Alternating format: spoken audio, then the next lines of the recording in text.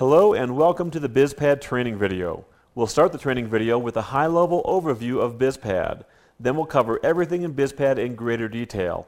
And finally, we'll share some advanced strategies for organizing your BizPAD projects and folders. Now we're going to move pretty fast, so feel free to watch this video twice. Let's begin with the quick overview. BizPAD has three main sections. On the left-hand side is your BizPAD itself. Your BizPAD is where you store all of your items, all of your knowledge. Items can be anything: ideas, reminders, meeting notes, action items, conversations, FAQs, documents, files, reports, anything. And you organize your items with projects, folders, indentation, and the order of items. Any item can have a priority, assignee, start date, due date, and status if needed. On the right-hand side is the discussion area.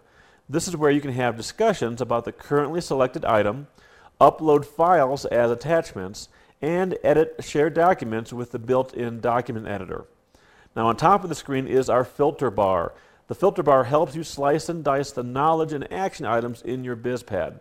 On the bottom of the screen are some additional features, including a way to see more than one page of items if you have a big project, a way to search for items by keyword, and a collection of links so you can change your personal settings, get help, give us a testimonial, or log out. So that's a quick overview of BizPAD. Now let's dive into some details. On the top of your BizPAD, you'll notice a row of buttons. These buttons are New Project, New Folder, New Item, Unindent, and Indent. Let's start by creating a new project named Weekly Meeting, and we'll add a few project members using these checkboxes. If you want to add or remove project members later on, just click on the project's title row on the left-hand side. And then on the right-hand side, you'll see a list of project members, and you can click Add Member to add project members or one of the red X's to remove a project member.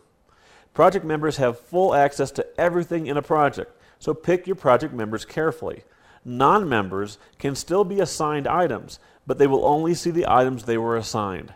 Now, if this icon next to the project name is green, it means you are a project member and you have full access to the entire project. If that icon was red, it would mean that you're not a project member and you can only see the items that you've been assigned, CC'd, or marked as an approver on. Alright, let's start by creating a folder and a few new items. Now, since creating new items is such a common thing to do, we made it super easy and super fast. So instead of pressing the new item button every time, you can just press the enter key to create a new item below the current item. And then you just start typing. When you're done, you press enter again to save the new item. So the pattern is enter, type, enter. Enter, type, enter. An item's title can be one word long, or an item can be an entire paragraph. To indent or unindent an item, use the arrow buttons on top or press Tab or Shift Tab. To set the priority, assignment, start date, due date, or status, just click on the appropriate column. If you want to select an item without editing any of the fields, click over here to the left of the double lines. To select multiple items, click and drag. To move the selected items, click and drag again. If you want to move an item above or below the currently visible rows, just drag your mouse above or below and hold it there. You'll need to wiggle your mouse a little bit to keep the window scrolling. When the place you're looking for comes into view, just drop the rows there. To help you avoid mistakes when dragging items, we don't let you select items from different folders at the same time, and we don't let you drag items between projects. One of the most important things you'll do is assign action items. So we made assigning action items super easy and super fast. To assign an item, just click here in the assignment column. The Assign To box will pop up, and you can either click on an existing name or you can click down here to create a new contact. To assign an item to a new contact, all you need is their name and email address. They don't even have to be a BizPAD user. You just type their name and email address here, and BizPAD takes it from there. You can also CC other people on this item by clicking on the CC field and then clicking on More Names. If you pick someone to be the approver, only they can close the task. And you can remove a name from any field by simply clicking on it. Now, to close the Assign To box and save your changes, you can click on the OK button or the X button, or you can right-click anywhere on the Assign To box. Now, we know that's not a standard way of using the right mouse button, but it makes delegating items so fast we couldn't resist. If you're a Mac person, you can use Control-click since you don't have a right mouse button. Now, Now every item, as we've discussed, has its own discussion history on the right-hand side. To add a note to an item's discussion history, just click here where it says so and type. Then click on the Save button or the Save and Reply button. The Save and Reply button saves your new note and automatically reassigns the task to the person who owned it last. Everything that happens to an item, like assignment changes or a status change, is logged here in the discussion history, so you always know what's happening. This tab with the plus sign is kind of special. If you click on it, it creates a special shared document that we call a WikiPad. A WikiPad is a shared document that you and your team can edit right here in BizPAD. It's a great way for teams to work together on planning documents or policy documents, whatever, and you never need to download or upload the document to work on it. You just edit it right here in BizPAD. Any user who has access to this item can update this WikiPad. And the WikiPad automatically keeps track of every version that's saved and even makes it easy to compare versions. Special codes in the WikiPad text can let you make headings, bullets, and other formatting choices. You can get complete details on these formatting choices by pressing the Formatting Guide button right here. But even though the WikiPad is pretty powerful, you'll still want to store other kinds of files in BizPAD, right? No problem. Just click on the green paperclip to attach a file of any type or any size from your local hard drive. BizPAD is a great way to store and work with large files. Now the blue icon gives you a web link that you can send via IM or email so that your teammates can find the same item that you're talking about. For security purposes, the recipient of such a link will only be able to view the item if they are either a member of the project or if they've been assigned, CC'd, or marked as the approver for that particular item. Okay, now that we know how to put information into BizPAD, let's talk about how to find stuff in BizPAD. For that, we'll use the BizPAD filter bar up on top of the screen.